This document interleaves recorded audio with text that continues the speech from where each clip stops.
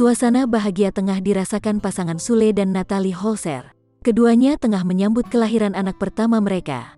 Natalie Holzer melahirkan buah hati pertamanya dari Sule pada Sabtu, tanggal 11 Desember tahun 2021 malam. Momen persalinan Natalie Holzer direkam dengan apik di kanal YouTube Sule Family. Terlihat Sule dengan setia mendampingi Natalie Holzer selama proses persalinan berjalan. Beberapa kali komedian pemilik nama Entis Sutisna itu mengusap kepala istrinya yang tengah berjuang melahirkan buah hati pertama mereka. Ketika tangis pertama bayi terdengar, Sule langsung berdiri dan melihat sang buah hati.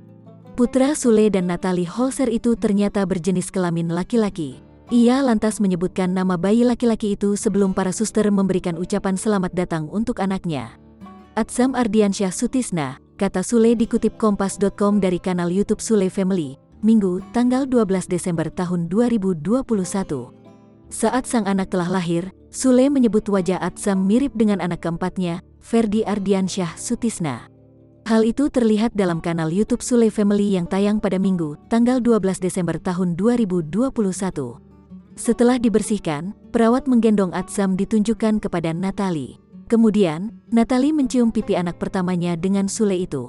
Saat Natalie mencium Atsam, Sule tiba-tiba menyebut sang putra mirip dengan Ferdi. "Cium lagi sayang, kok kayak Ferdi," ucap Sule.